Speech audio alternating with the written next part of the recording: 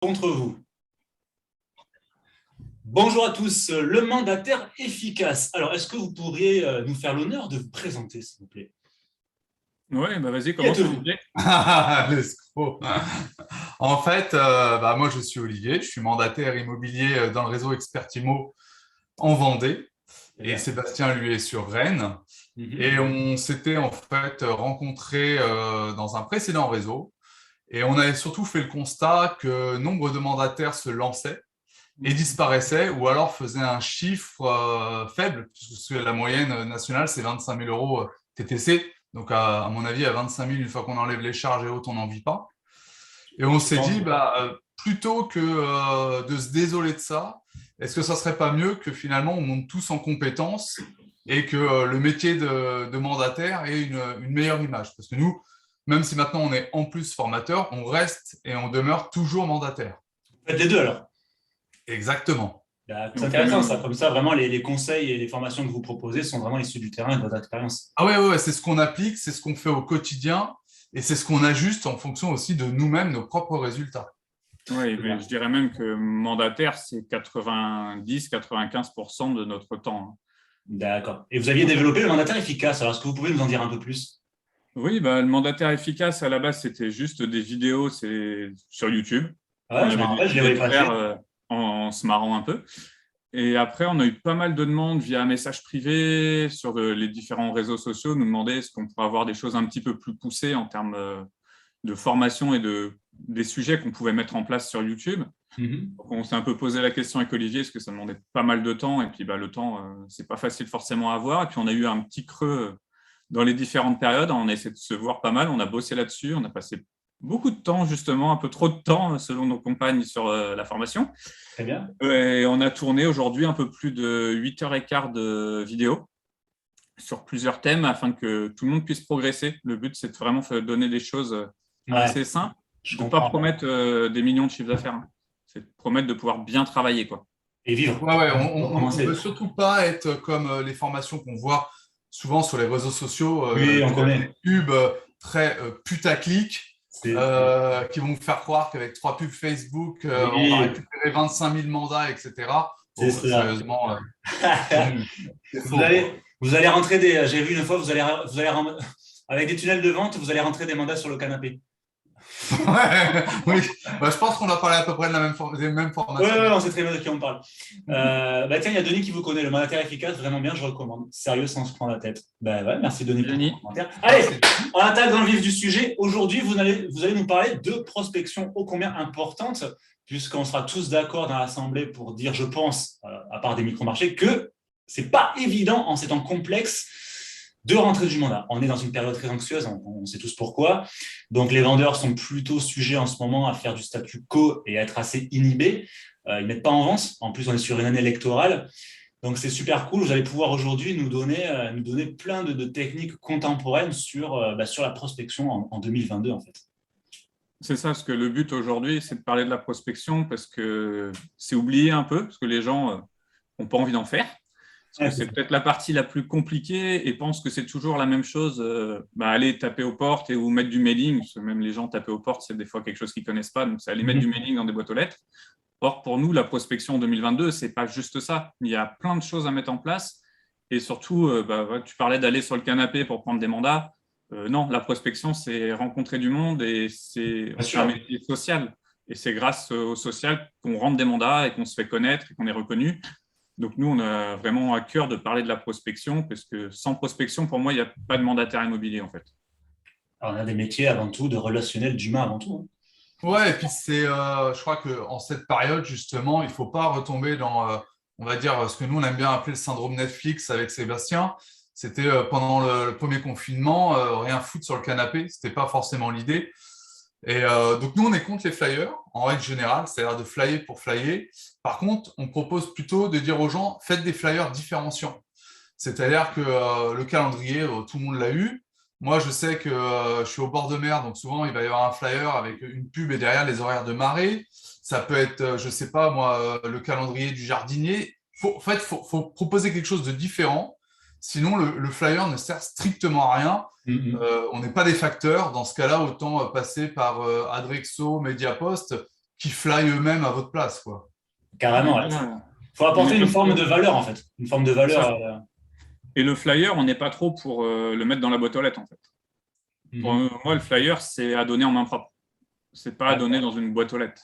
Et une vraie prospection, c'est partir et se dire, je vais voir tant de personnes dans la matinée, dans l'après-midi, selon quand vous le faites. Pas, je vais donner tant de mailings. Ça, on s'en fout royalement. Ouais, se fixer des objectifs. Exactement. Peut-être qu'Olivier, tu peux mettre la présentation. Ouais, la présentation, qu'on suive la chose, qu'on puisse vous expliquer les 3 points un peu de ce qu'il peut y avoir au niveau prospection. Alors moi, je vois l'écran, il n'y a pas de problème. Hein. Ouais, c'est bon. Tu peux mettre en mettant sur lire. Prospection terrain, téléphonique et digitale, parce que pour nous, c'est 3 types de prospection différentes. Sachant que la digitale ne doit pas être la primordiale, quoi. Parce que sinon, on est très fort pour scroller avec son pouce sur un écran, mais ce n'est pas forcément ce qui marche le mieux. La prospection, une petite faute. La prospection terrain, en fait, pour nous, le constat, c'est qu'aujourd'hui, moi, je me retrouve avec plein de flyers dans la boîte aux lettres. Je n'ai jamais eu personne qui a sonné, qui a essayé de discuter ou autre. En plus, c'est le moment, parce qu'il fait quand même pas, enfin ici il fait beau, mais et c'est forcément le moment parce que les gens tondent. Et quand les gens tondent, ils sont dehors, on peut commencer à discuter avec eux. Et nous, ce qu'on fait avec Sébastien, c'est que sur nos flyers, donc je disais, on rajoute un contenu différent pour qu'en gros, l'idée c'est que le flyer il soit collé sur le frigo de la personne. Là, à titre perso, je lance par exemple une recette de Pâques pour Pâques. Pour le jour de l'an, j'avais fait, pour les fêtes, j'avais fait une recette de la gâche vendéenne. Et les gens m'ont dit, on vous a contacté parce qu'en fait, on l'avait gardé, votre flyer, parce qu'il y avait une recette de cuisine dessus. Donc ça a l'air tout con, hein, surtout que les recettes, on les chope sur marmiton.org, hein, c'est pas non plus le truc le plus compliqué sur Terre. Et en fait, ça permet, quand je discute avec les gens dans la rue et qu'ils me disent non, on veut pas de pub, je leur dis non, c'est pas une pub, je vous offre une recette. Et en fait, souvent, ça va les surprendre parce qu'ils vont se dire il est complètement con, celui-là. Et c'est le but qu'ils se disent ça parce que justement, la conversation va pouvoir s'ouvrir. Plutôt que, comme on met stop inondation au prospectus, c'est vrai que mettre plein de flyers dans les boîtes aux lettres de manière récurrente et autres, c'est pas éco-responsable, donc je suis pas sûr que ça soit vraiment à la mode. 2, avec les stop pubs, c'est pas forcément une bonne idée. Et 3, généralement, comme c'est livré avec un tas énorme de pub, Lidl, Super U et tout, ça part à la benne, quoi. C'est très intéressant parce que ça s'apparente finalement à ce qu'on voit surtout souvent sur Internet, ça s'apparente un peu à du marketing finalement de contenu. Vous allez offrir du savoir ou de la valeur ou des informations intéressantes qui vont instruire, divertir, informer votre cible, entre guillemets, dans l'espoir finalement qui vous sollicite. Et c'est intéressant parce que ça fait marcher aussi le phénomène de réciprocité. C'est-à-dire que vous avez offert quelque chose et du coup, comme tu l'as dit, vous ouvrez les esprits finalement à tiens, lui, il n'est pas là pour me vendre mon fric. Il est là finalement pour m'apporter quelque chose. Donc, c'est très intéressant effectivement.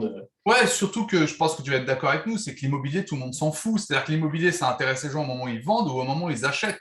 Exactement. Mais le reste de l'année, de connaître les méthodes d'estimation, bon, je pense que le gars, il s'en fout à peu près, quoi. Ouais. C'est intéressant, ça peut être comme tu dis sur les horaires, mais ça peut être des conseils, ça peut être les prix du marché, ça peut être tout ce qu'on peut trouver, ce qui nous passe par la tête pour instruire, informer, divertir. Ça peut être des quiz, ça peut être…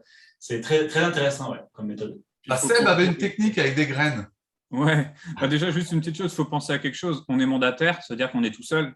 Vous allez mettre des mailings contre des agences où il y a 15 négociateurs. Donc, oubliez d'être plus présent qu'eux, ce n'est pas possible. Ils ont des budgets 10 fois plus gros que nous. Moi, je suis sur Rennes, il y a l'agence Blo, ils ont 14 agences. Qu'est-ce que je vais aller mettre des mailings dans les boîtes aux lettres, quoi. C'est ridicule. C'est peine perdue. La technique des graines, ça marche aussi bien en appartement qu'en maison. Moi, au printemps, à chaque fois, j'offre des graines, je choisis mes petits sachets de graines. Tout simple, hein, vous achetez soit des coquelicots, moi j'aime bien plutôt prendre des plantes, style de la menthe, du basilic et autres, et quand vous allez en prospection, vous allez voir les gens et vous leur offrez ça. Alors, voilà, c'est l'APO qu'il faut penser à planter un truc, puis du coup, vous engagez un peu la conversation, parce que le but, c'est de pouvoir savoir, quand on a mis secteur, justement, c'est de savoir avoir un petit secteur, mais de savoir qui habite dans votre secteur. Donc, c'est de prendre des notes quand on voit les gens, c'est de leur demander voilà, qui ils sont, est-ce qu'ils sont propriétaires, est-ce qu'ils sont locataires, et de donner quelque chose ils sont aptes à vous donner quelque chose d'autre après. Donc, nous, ce qu'on veut, c'est de l'information. Eux, ce qu'ils veulent, c'est autre chose. Donc, donnons de l'info, donnons des cadeaux à ces gens-là. Nous, on est très sur donner des petits cadeaux assez simples, qui ne coûtent pas très cher, puisque vous allez en donner beaucoup moins que des mailings. Parce que si vous arrivez déjà dans une matinée à avoir 10 personnes, vous avez fait une bonne matinée de prospection en soi. Ouais, carrément. Donc, on est plus sur une prospection très qualitative plutôt que quantitative. Ouais, et très qualitatif, c'est renforcé par le secteur, dans le sens où, moi je le vois, en ce moment, il y a peu de biens sur mon secteur, et je vois, Partout. ouais, et je vois plein de mandataires ou même d'agences qui commencent à élargir de plus en plus le secteur, ce qui, à mon sens, est une connerie, parce que vaut mieux être vu et reconnu sur un petit secteur et tout le temps, et serrer un peu les dents quand il y a moins de biens, mais au moins, quand les biens vont revenir de nouveau, les gens nous appelleront parce qu'ils penseront toujours à nous, parce qu'ils nous auront toujours vus sur ce secteur-là. Justement, je pense que c'est le moment de ne pas lâcher son secteur et de bien rester sur un secteur figé et de surtout pas l'élargir. C'est ça. Il faut vraiment travailler sur un secteur condensé, bien avoir déterminé sa zone de chalandise et vraiment travailler sur à peu près 10-12 000 boîtes aux lettres, mais y repasser, quoi. Sinon, on est partout et nulle part en même temps, en réalité. Oui, c'est clair. On est même sur encore moins de boîtes aux lettres. Ah ouais, d'accord. Ouais. Après, on a établi toute une stratégie vraiment dans la formation, on en parle un peu, vraiment une stratégie pour faire une prospection vraiment efficace, différenciante. Et en même temps, un truc qu'on oublie aussi, c'est quelque chose qui nous faire de la prospection pour nous faire plaisir aussi. Parce qu'aller mettre des mailings quand il pleut ou autre, franchement, c'est chiant. Il faut le dire, à la fin, on se fait chier à faire ça.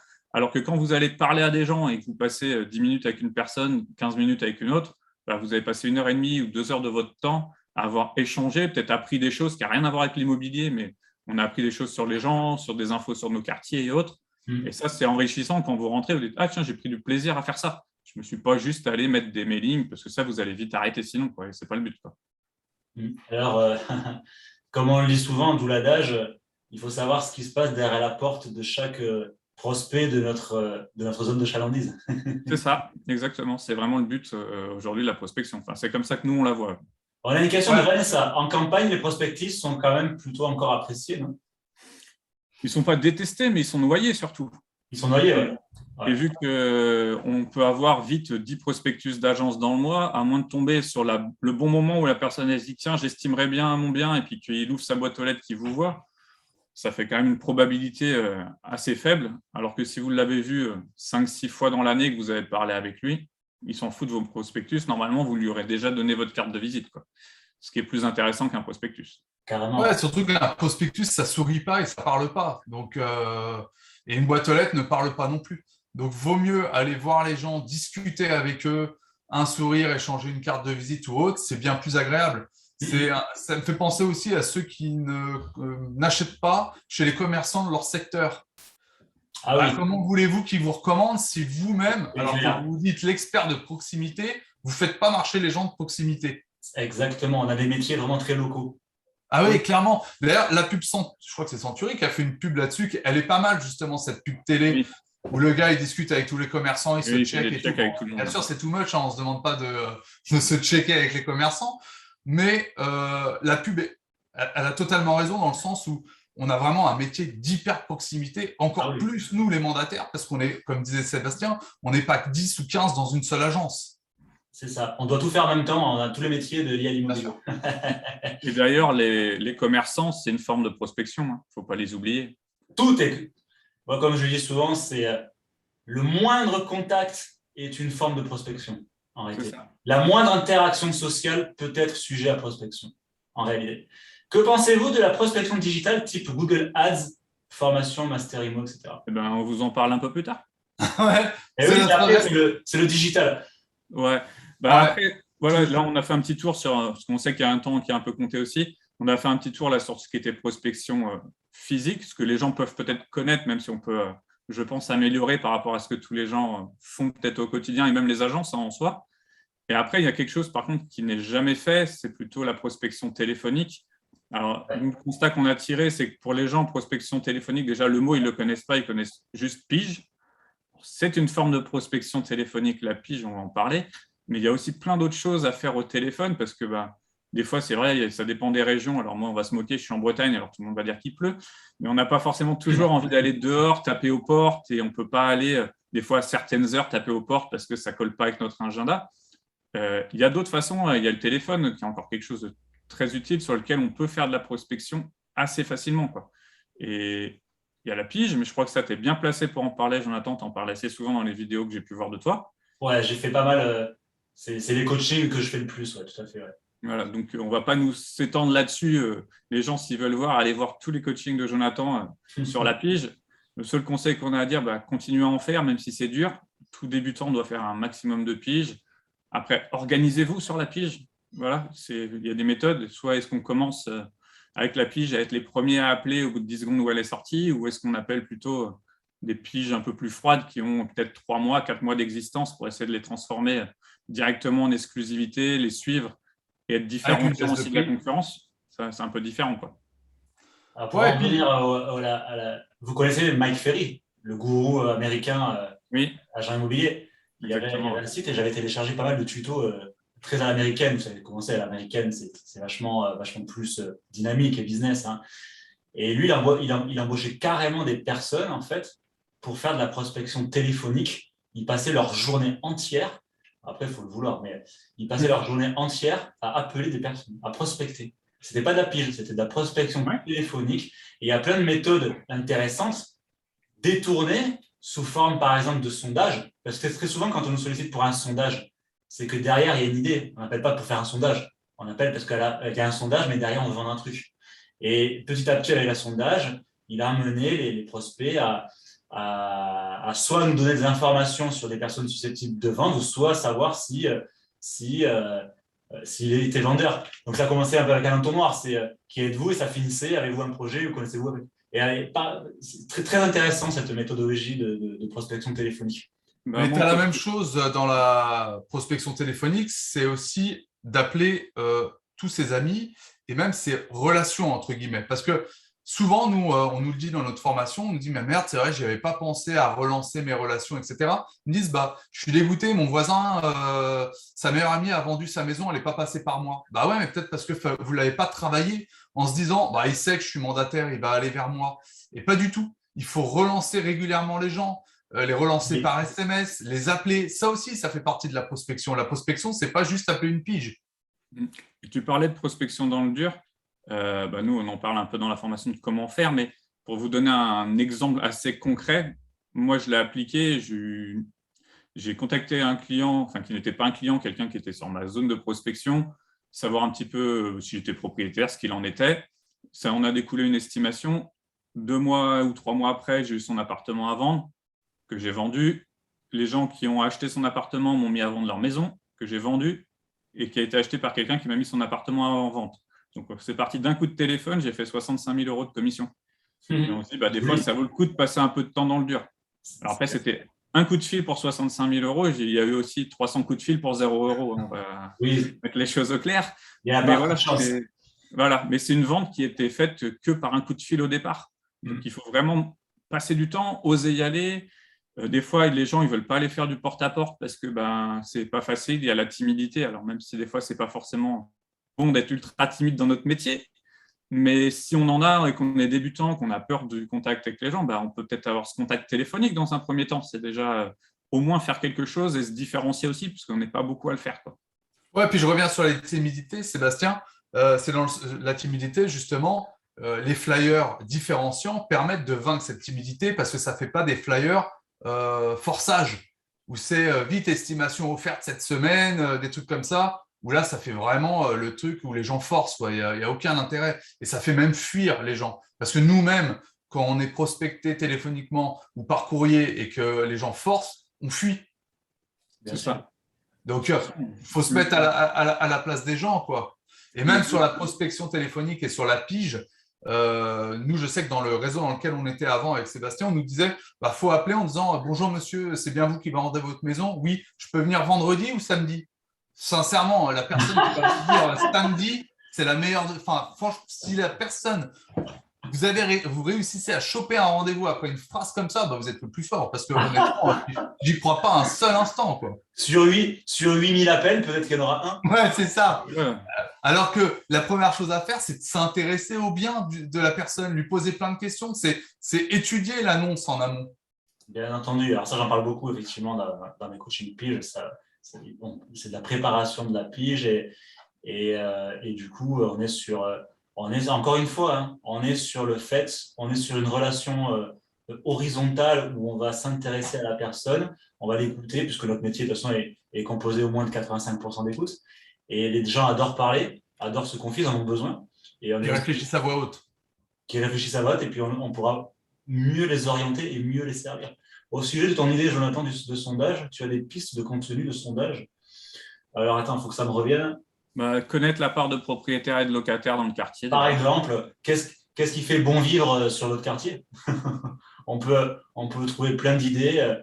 De toute façon, toutes les idées doivent être liées au quartier. Comme dit Seb, c'est soit la part de propriétaire, soit s'il fait bon vivre. Est-ce qu'il vous manque des infrastructures sur le quartier? C'est un peu des choses dans ce goût-là, mais de toute façon, ça doit toujours être lié au quartier. Pour montrer que nous-mêmes, on le connaît. C'est exactement ça, ouais. Qu'est-ce qui fait bon vivre sur votre secteur? Connaissez-vous la part de personnes qui vendent par an dans une rue? Voilà, connaissez-vous, avez-vous connaissance de personnes qui ont vendu? Connaissez-vous des personnes qui vendent? Voilà, tu les orientes comme ça, petit à petit. Êtes-vous vendeur? Depuis combien de temps on se voit jeudi, vendredi? Après, ça, c'est des idées en vrac, mais il faut trouver une. Je vous invite à aller sur le site de Mike Ferry, et dedans, il y a des idées de scénarios. Il faut vraiment se poser et mettre. Je vais vous le mettre dans le chat. Après, de toute façon, je vais vous mettre plein de liens dans le chat. Je vais vous mettre le lien de votre site, les tutos Expertimo. Et puis, il faut que je retrouve le site de Mike Ferry parce que c'est vraiment bien. C'est à l'américaine, mais c'est un peu bourrin pour les Français, mais c'est quand même bien. Ouais, mais alors, il y a des choses qui sont très bourrin dans les Américains ou les Canadiens. D'ailleurs, c'est un peu pareil.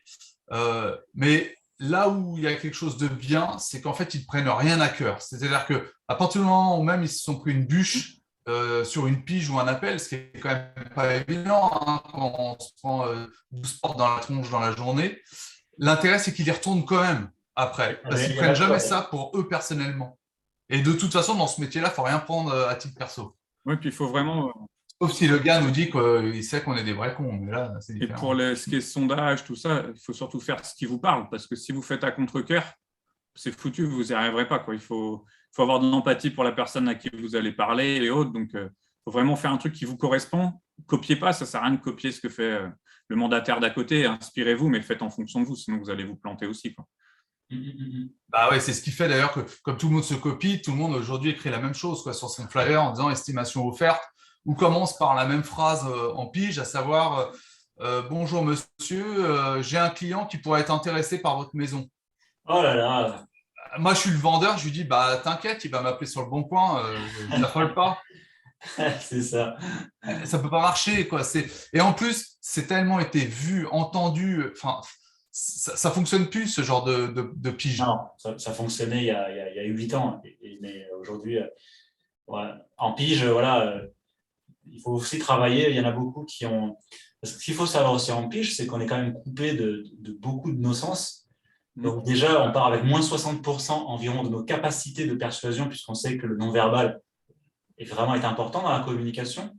Il y a aussi de bonnes notions de développement personnel, parce que beaucoup de gens tremblent à l'idée de faire une pige, parce que ça renvoie à des notions de rejet, à des notions de confiance en soi, de croyance limitante. Donc, dans mes coachings, il y a aussi du travail sur ça, parce que si déjà on part avec moins 60% auquel on ne peut rien faire, et moins 20% de plus à cause du stress, plus pas trop de préparation, il nous reste peut-être 15% à peine de notre capacité globale pour avoir un rendez-vous.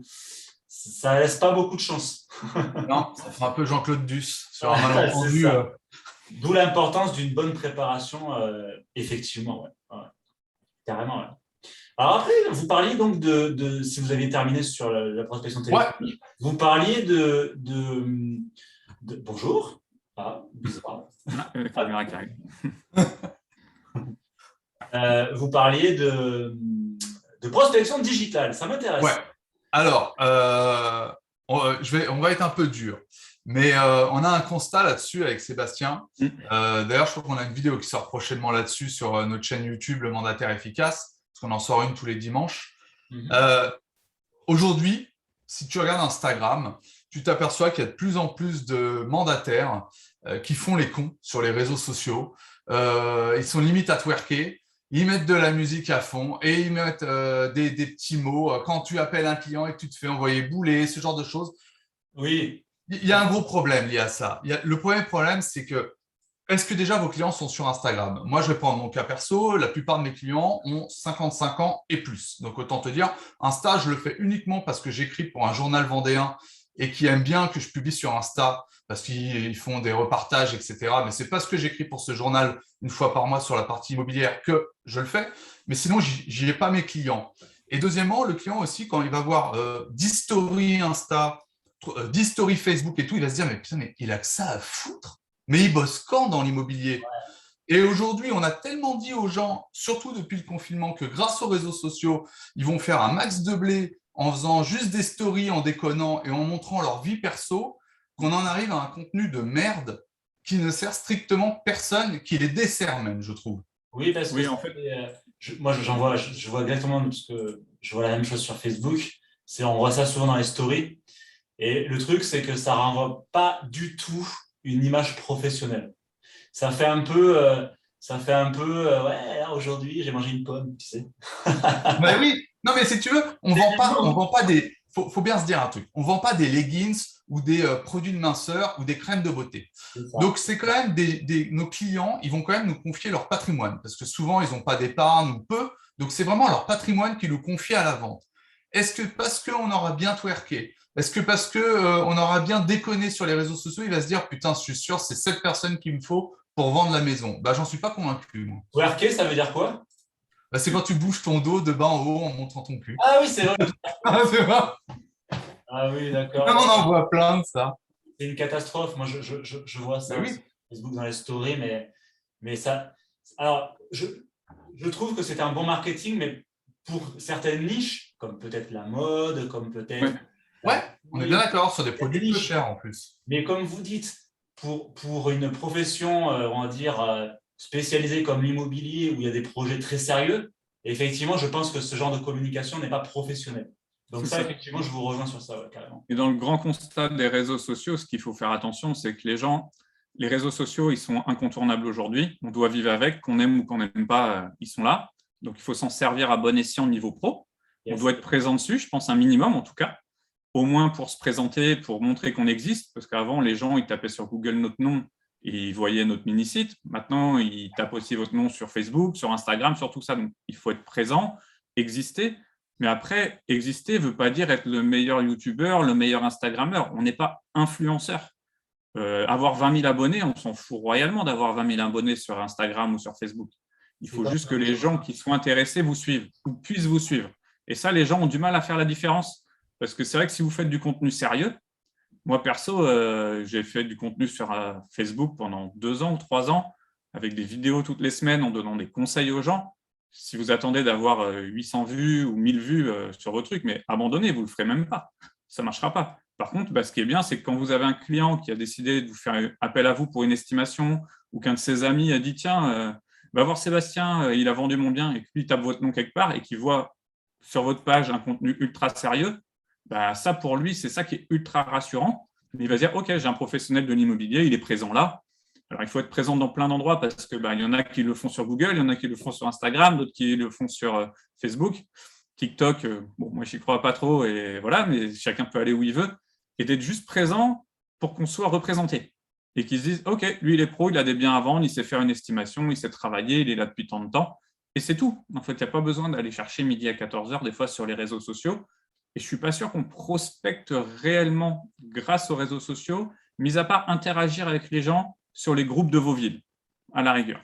C'est-à-dire qu'on peut aller sur le groupe, des groupes de Rennes sur lesquels vous avez peut-être envie d'être. Je ne sais pas, moi j'aime bien le foot, donc je sais que je suis sur le groupe du Stade Rennais et autres. J'en connais là qui sont dans le groupe, peut-être qui sont sur les groupes de Lille et du LOSC, même si ça ne va pas trop en ce moment, hein, Denis. Et et d'interagir avec ces gens-là et puis de montrer de temps en temps que vous êtes passé devant le stade en prospection et puis vous le mettez sur ce groupe-là.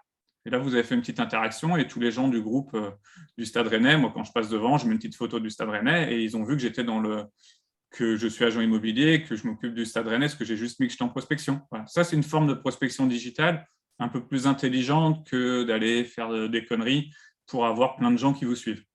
C'est ce qu'on dit souvent avec Sébastien, c'est-à-dire que les gens, ce qu'ils veulent savoir, c'est si, on habite bien le quartier, donc repartager des choses de commerçants du quartier ou autre, faire même mieux que repartager, c'est souvent créer une propre publication autour de ce commerçant, parce que les partages ne fonctionnent souvent pas très bien. Créer du contenu mais peut-être qu'une fois par semaine, en donnant de la valeur ajoutée, je ne sais pas, par exemple, un jour, le thème, ça peut être qu'est-ce qu'un compromis de vente ou quels sont les éléments à ne pas oublier dans un compromis. Donc là, on est en train en plus de montrer aux gens qu'on maîtrise, parce qu'en plus, comme souvent, on nous dit que les mandataires, c'est le notaire qui fait le compromis, autant leur montrer qu'on n'est pas des quiches et qu'on maîtrise quand même ce qu'il y a dans le compromis. Et puis après, la troisième chose, c'est se montrer, mais plus se montrer, comme dit Sébastien, en train de prospecter ou autre. C'est pas se montrer avec son gamin dans le canapé à faire l'andouille ou à caresser un petit chat, quoi. On est dans du marketing de contenu, on va offrir du contenu qui instruit, qui forme, qui divertit, qui intéresse. Et moi, j'en ai fait énormément quand j'étais encore sur le terrain.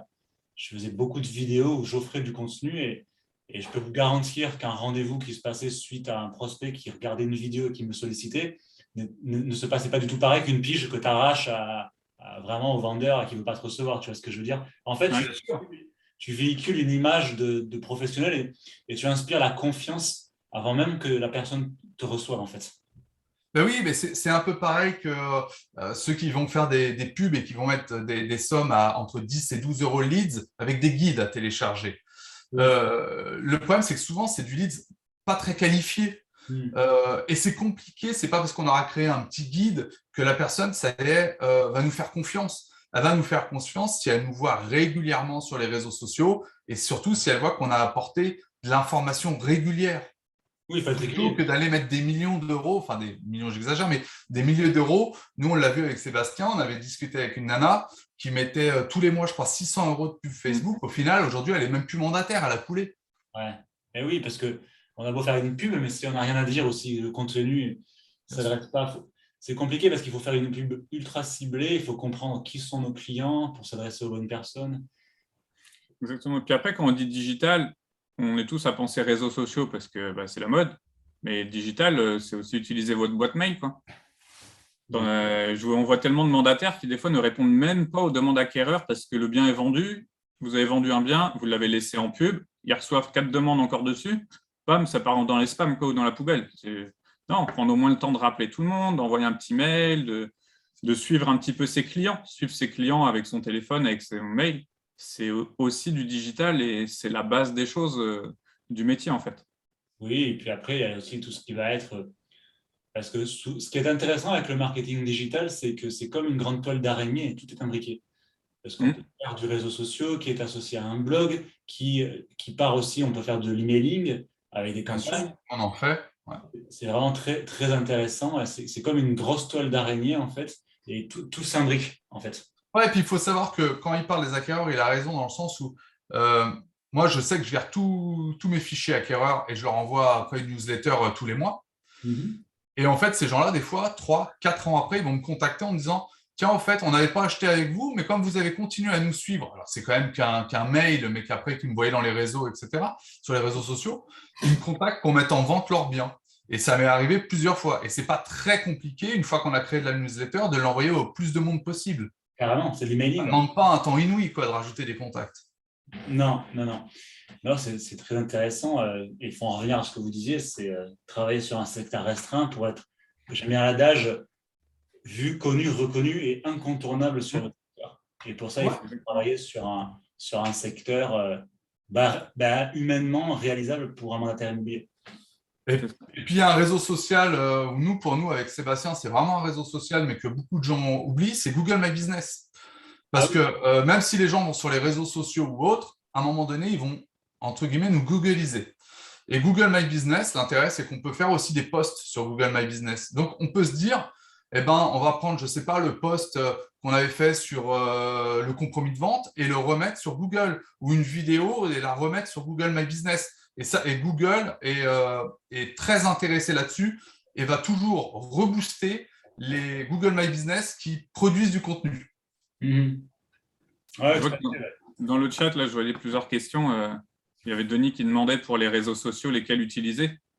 Alors, mettez YouTube. YouTube, oui et non. Déjà, il faut être à l'aise devant une caméra. Donc, et ce n'est pas facile de se faire connaître. Après, YouTube, nous, on conseille pour stocker les vidéos de vos biens immobiliers.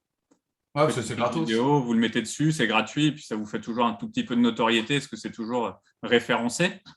Après, ça dépend un peu de votre cible. En général, aujourd'hui, par rapport à des clients immobiliers, on va dire qu'ils sont dans une moyenne d'âge, parce qu'on est bien tous d'accord qu'on s'en fiche des acquéreurs. Hein. On cherche des vendeurs, on ne cherche pas des acquéreurs. Donc, on va sur une tranche d'âge entre 30 et beaucoup plus. Pour Olivier, surtout les beaucoup plus. 30 et 60 ans, si on parle des réseaux sociaux, voilà, à peu près. Donc, Facebook en priorité et Instagram. C'est les deux réseaux qui sont quand même le plus corrélés. Instagram, parce que la beauté de l'image fait que c'est assez facile pour nous de poster des images. Et Facebook pour mettre du contenu. C'est vraiment les deux réseaux, pour moi, sur lesquels il faut investir le plus. Et après, il y a des cas particuliers qu'on peut expliquer, mais qui seraient plus longs selon chaque typologie de client et ce que vous avez envie de faire dans votre business. Mais là, on n'aura pas le temps de l'expliquer là. Alors, vous savez ce que je faisais, moi, quand j'étais sur le terrain encore? J'avais créé une chaîne YouTube qui s'appelait Pro Haute-Gironde, parce que je suis sur la Haute-Gironde, au nord de Bordeaux. Ouais. Et je faisais régulièrement des vidéos. C'est pour ça que j'y pense, parce que vous en parliez tout à l'heure. Vous pouvez voir sur YouTube Pro Haute-Gironde. Oui, j'ai vu ta chaîne. Ouais, j'en ai deux. J'ai Coaching Immobilier Particulier et Pro Haute-Gironde. Mais Pro Haute-Gironde, je ne m'en sers plus parce que je l'ai gardé, mais, parce que je ne suis plus sur le terrain. Et je faisais des interviews d'artisans locaux. Et ça, c'était fantastique parce que non seulement on offrait du contenu local, parce que les gens sont assez chauvins, donc ils aiment bien connaître les bonnes adresses et ça sert aussi aux acheteurs. Ça a fait marcher le bouche à oreille parce que on donne de la visibilité finalement à des artisans locaux, donc ça peut faire marcher la prescription, ça fait marcher le réseau, le local. Et puis, c'est une forme de communication, de marketing de contenu qui fait marcher le phénomène de réciprocité. Donc, tout le monde ne le fait pas parce que ça prend, pas beaucoup de monde même, parce que ça prend du temps, ça demande des connaissances aussi en digital. Mais en tout cas, et puis comme vous le disiez, il faut être à l'aise devant une caméra. Mais c'était vraiment excellent parce que tu prends du bon temps avec les artisans et ça fait vraiment marcher le bouche-oreille. Donc là, c'est vraiment un exemple typique de contenu à mettre sur YouTube si vous êtes à l'aise devant une caméra. À titre perso, moi, je sais que je le fais avec les commerçants. Et au contraire, ça nous permet vraiment d'être vus, reconnus. Et puis, c'est tout bête, mais quand on échange avec un commerçant, si c'est juste pour déposer sa carte de visite, on va échanger 30 secondes avec. Quand on va faire en fait une vidéo du commerçant, on va pouvoir instiller quelque chose avec lui. Et en plus, ça nous fait reconnaître. Moi, je sais que ça nous a permis de passer sur des télés locales, etc. Parce qu'ils trouvaient justement ça bien ce qu'on faisait. Et donc, ça permet aussi de se dire aux gens, le mandataire immobilier ou l'agent immobilier, peu importe, n'est pas juste un type qui cherche à tout prix à faire de l'oseille. Il y a aussi une notion de partage à un moment donné. Tout à fait, ouais. Et non, c'est très, très intéressant comme méthode. Il y a Maria-Louise qui demande comment créer des newsletters. Oui, j'ai vu qu'il y avait plusieurs trucs, des exemples concrets, mais quoi dans la newsletter? La newsletter, c'est un mail. C'est quelque chose d'assez simple. Avec quel système peut-être, c'est ça? Alors, moi, je vais vous recommander un logiciel qui s'appelle System.io. Oui, c'est ce que j'allais dire aussi. Ouais, c'est ce qui est le plus simple. Oui, on a mis le lien, nous, dans toutes nos vidéos YouTube. Si vous voulez aller dessus, vous avez le lien de System.io. C'est assez simple à utiliser. Après, si vous n'avez pas une grande base de données, vous prenez Gmail et puis vous envoyez un mail. Hein. Ouais. C'est pas plus compliqué que ça. La chose, c'est quoi mettre dedans. Nous, on utilise un petit peu aussi la newsletter d'Experimo qu'on reçoit tous les mois. Il y a du pas mal d'informations exclusives. Et du coup, on reprend du contenu Alors, il y a du contenu qui est très spécialisé pour les mandataires, donc pour nous. Donc, celui-là, on ne va pas le réutiliser, mais des fois, vous avez du contenu assez simple qui est mis dedans, qui permet aux gens de pouvoir donner de l'info, de parler des nouvelles lois. On a eu le DPE, on peut parler du DPE. Tous les mois, vous pouvez parler de votre courtier. Il y a les taux qui bougent. Là, en ce moment, ça bouge pas mal. Vous pouvez faire une petite note sur les taux de crédit, des choses comme ça. Je vais vous montrer un truc. Je viens d'y penser aussi. Je ressors les archives. Enfin, je vais sortir le filtre. Hop, parce que sinon, vous n'allez pas bien voir. Vous allez voir, c'est beaucoup moins joli. C'est beaucoup. Ça va être beaucoup moins joli. On va Hein. voir, c'est une caravane. En fait, je suis dans les toilettes. Il y a des gitans derrière, tu sais. Le Hot, alors ça, même le journal est devenu jaune. J'en ai 4 ou 5. Le Hot Gironde, c'est un journal local. Et bien, bon, outre le fait que j'avais fait une campagne, ça c'était un truc que je faisais du sponsoring. Tiens, j'étais là à l'époque. J'étais chez Optimum encore, ça remonte, hein, ça fait des années.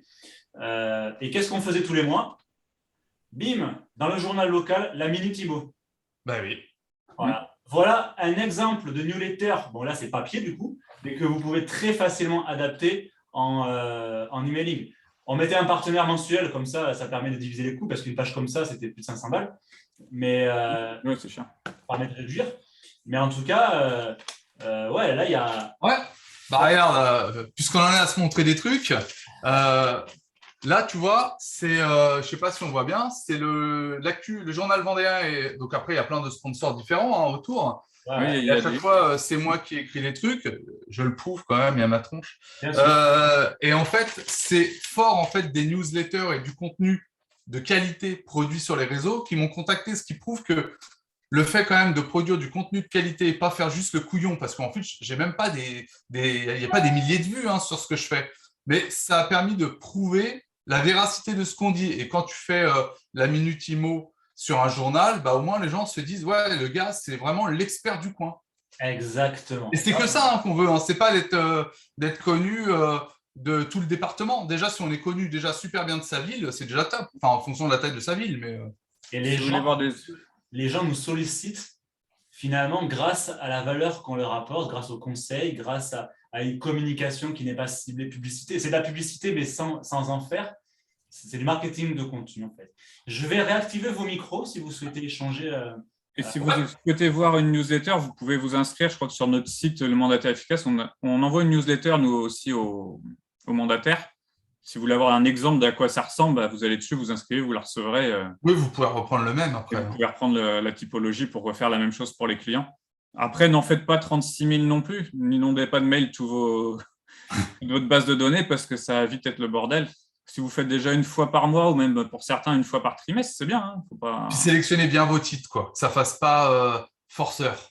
Encore une fois, on privilégie la qualité de l'information et non la quantité, sinon vous allez basculer dans les spams de toute façon. Oui, complètement. Parce qu'après, on va rentrer dans des notions de taux. On va vraiment rentrer dans la technique là, mais bon, on va pas détailler, mais on va rentrer dans les notions de taux de délivrabilité. Ouais. Et ça peut vite chuter si on fait. On l'avait mesuré, Sébastien et moi, avec les newsletters qu'on fait chacun de notre côté une fois par mois. On est à 67 et jusqu'à 72% de taux d'ouverture. D'accord. Ce qui prouve que quand on n'exagère pas, qu'on met un titre normal et qu'on donne un contenu qui plaît, bah, on ne finit pas dans les spams et puis les gens ne se désabonnent pas. Carrément. Alors, est-ce que, voilà, j'ai réactivé vos micros. Si vous souhaitez poser des questions à nos invités, vous pouvez tout simplement, sur votre nom, réactiver votre micro. Voilà. Non, mais en tout cas, ouais, tout est prospection, la moindre interaction sociale. On nous demande si on est chez IAD. Non, on est chez Expert Immo.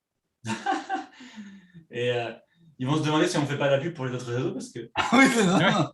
Moi, j'ai montré un truc quand j'étais chez Optimum. Mais bon, il n'y a pas, comme j'ai l'habitude de le dire, il n'y a pas de mauvais ou de. Tant que le réseau vous paye en 48 heures, il n'y a que des bons réseaux. Il y a Vanessa qui dit « Je débute et vous ne me rassurez pas ». Sur quoi on ne rassure pas? Ah, ouais, ça serait intéressant de développer, ouais. Parce que je pense au contraire, c'est rassurant de se dire qu'il y a quelque chose à faire et de le faire différemment des autres pour, au contraire, ressortir de tout ça. Parce que si on fait, on va reprendre l'exemple du flyer ou de la pige ou du digital, si on fait la même chose que tout le monde et qu'on copie les autres, bah justement, là, on ne va pas ressortir. Et si on ne ressort pas, eh ben, on ne va pas y arriver. Donc, au contraire, je pense que c'est plutôt intéressant le taux de réussite et surtout la pige. Ah, le taux de réussite, c'est-à-dire le chiffre d'affaires qu'il y a chez les mandataires en règle générale, je suppose. Si c'est ça, bah, c'est un peu normal. C'est que quand vous rentrez dans… Alors, Expert Immo, c'est différent, mais quand vous rentrez dans beaucoup de réseaux, la formation, elle est assez succincte. On va vous expliquer le logiciel, comment recruter des gens. je ne sais pas moi, comment faire des flyers, mais finalement, on ne vous aura pas donné les bonnes techniques sur ce qu'il va falloir faire dans le métier, généralement. Par contre, vous allez être super calé entre la différence mandat exclusif, mandat simple, conditions suspensives, etc. Mais encore, il faut aller jusque-là. Il faut déjà avoir maîtrisé la prospection pour récupérer du client. Oui, parce que si tu en es à la condition suspensive, c'est que derrière, normalement, tu as prospecté. Mais oui, mais non, mais après, toi aussi, tu viens d'autres réseaux. Donc, moi, j'étais surpris quand on faisait les formations réseau. Donc, nous, on a, dans l'ancien réseau dans lequel on s'est rencontré avec Sébastien, on nous a formés pendant 3 jours. Et moi, on était une vingtaine, je crois, à être formés. Il est resté qu'une personne, à savoir moi, à la fin, et c'est malheureux. D'accord. Tu as été... Parce que la formation, elle manque cruellement entre guillemets de qualité. Oui, je suis assez d'accord. Il y a une très, très grande part des mandataires, en fait, en manière générale, qui ne prennent pas en compte l'importance, finalement, de s'auto-former, mais quasiment quotidiennement, en réalité. On a besoin, surtout sur un métier comme ça, qui évolue très vite. Il a plus évolué en un an là que ces 20 dernières années, j'ai l'impression, surtout en termes de communication. Ouais, puis c'est normal aussi, tu sais, quand tu sors de formation, tu es hyper motivé. Parce que généralement, le coach ou le formateur, il t'a donné une impulsion. Donc, tu es hyper motivé. Et puis, au fur et à mesure du temps, ta motivation va chuter, surtout si tu t'es pris un peu des portes, ce qui est un peu notre histoire de notre vie, finalement, en prospection ou en pige, on ne réussit pas 100%. Et donc, ce qui est bien de se reformer, souvent, c'est que ça va te remettre un petit coup de booster aussi. Et généralement, les résultats en découlent de cette formation.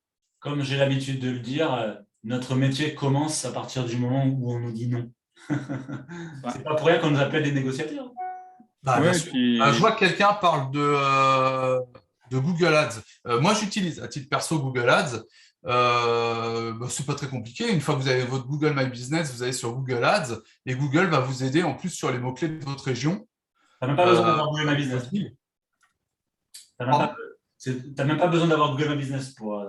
Ah oui, en plus. Donc, pour moi, Google My Business, c'est primordial. Hein. Ah oui, en plus. Selon moi, il faut avoir une fiche Google My Business, sinon, c'est même pas la peine. Ça, c'est la base. Et le pire, c'est que c'est du référencement gratuit. C'est que c'est gratuit, Google My Business. Mais c'est clair. Et Google Ads, moi, je crois que je dois mettre 3 € par jour. Donc, on va être à 90 € par mois. Ouais. Et honnêtement, ça m'apporte 2-3 estimations et 1 ou 2 mandats par mois. Donc, de toute façon, c'est largement rentable et ce n'est pas de la mauvaise pub. Après, il ne faut pas mettre n'importe quoi non plus dedans. Et puis, ça dépend du secteur, je pense, parce que ça dépend du secteur. Ouais, si vous mettez Google Ads à Rennes, dépensez plutôt 1 000 € par mois pour être vu sur Google, quoi. Oui, c'est aussi qu'il faut faire attention, parce que dans l'immobilier, il y a un gros problème, c'est que tout le monde dit, vu que vous faites des grosses commissions, donc tous les services qu'on vous vend, on vous dit, ah, c'est 1 000 € par mois, c'est pas cher pour gagner 8 à 10 000 € de commission. Alors déjà, quand vous allez avoir 3-4 services, ça va commencer à être cher. Et puis, à chaque fois, c'est pas sûr de les faire, les ventes non plus derrière. Et puis, on se rend compte que souvent, on les fait même sans ça. Donc, Google Ads, ça a du bon pour faire remonter certaines choses. Selon le secteur, il faut observer qui est-ce qui paye. Après, je ne sais pas, il parle de Master Imo, je ne sais pas qui c'est.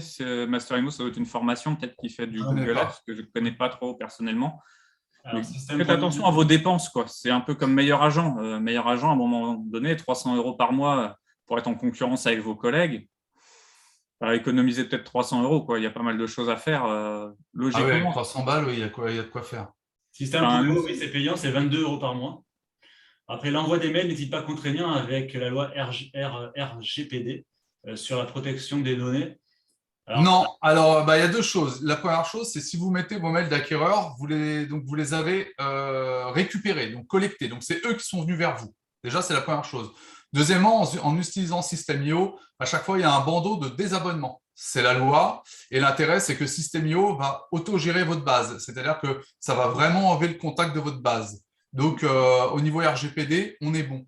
Mais de toute façon, la RGPD, je peux même aller plus loin. Quand vous notez sur un petit carnet que vous gardez chez vous tout ce qui va être lié à des, je ne sais pas, Monsieur Tartuffe 06 30, c'est déjà un problème de la RGPD à ce niveau-là. Il faudrait presque pas l'avoir, ce carnet, et que ça soit enregistré sur Hector ou sur autre pour que la RGPD soit sur Hector. Donc, il ne faut vraiment pas s'inquiéter sur ce sujet-là. En tout cas, System.io le gère vachement bien.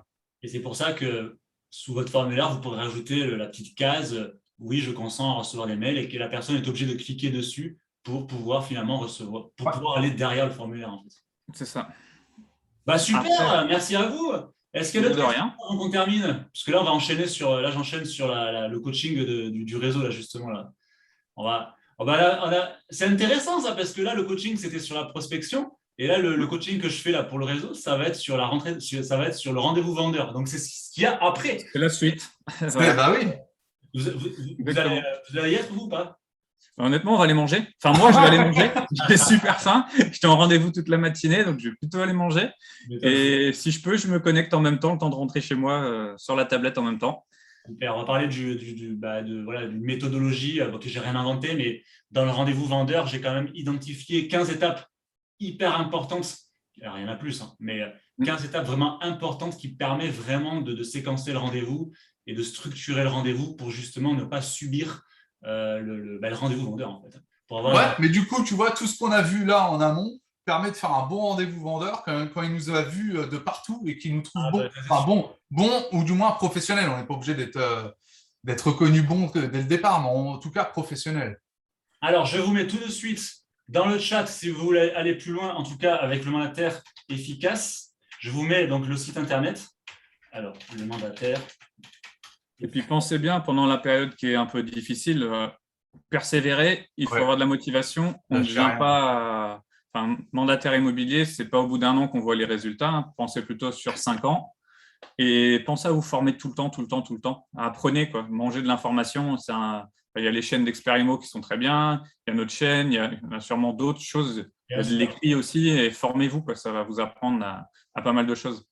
Voilà, je vous mets aussi la chaîne YouTube, les tutos Expert Immo, où vous retrouverez la vidéo du mandataire efficace ou directement sur la chaîne du mandataire efficace d'ailleurs. Ouais. Voilà, ça y est, il y a tout. Comme ça, les personnes qui souhaitent aller plus loin avec vous pourront vous solliciter. Voilà. Est-ce que vous souhaitez rajouter quelque chose? Merci à toi de nous avoir invités. Puis peut-être une prochaine fois si… Avec plaisir. Je vois qu'on est sur la même longueur d'onde en termes de marketing, surtout de contenu et de prospection, qui est de véritablement apporter une valeur ajoutée aux prospects. Je vais te conclure sur un bouquin qui est fantastique de Seth Godin qui s'appelle La vache pourpre. C'est pour se démarquer, il faut être une vache pourpre. C'est-à-dire, vous passez devant un troupeau de vaches, il y en a 200. Elles sont toutes noires et blanches, il n'y en a aucune qui se démarque. Vous mettez une vache pourpre au milieu, on voit quelle? Voilà. Milka, tendrement au chocolat. De quoi? C'est la vache Milka, quoi. Ouais, on peut dire ça, ouais. Ouais, ça fait penser, c'est vrai. Non, mais c'est ça, c'est sortir du lot un peu. Sortir du lot, voilà. Un petit slogan que moi j'aime bien, c'est être sérieux sans se prendre au sérieux. On fait un métier où on doit prendre du plaisir. Donc, carrément, comme tu dis, se différencier, c'est aussi pouvoir des fois être un petit peu changer de ton par rapport à ce qui peut être fait. Enfin, je sais qu'à une époque, quand on a commencé, costard-cravate, c'était obligatoire. Aujourd'hui, voilà, on peut être en jean, on peut être en basket, chacun doit avoir aussi son attitude et se différencier par la façon qu'il a envie, quoi. Carrément. Merci à vous deux en tout cas pour cette présentation. Merci beaucoup. Merci pour cette présentation, pour votre participation. Et puis on se voit dans 2 semaines pour un nouveau numéro de Confidence de Pro. Merci Sébastien et Olivier. À très bientôt. Merci à toi. À bientôt. Ciao. Au revoir. Merci à tous.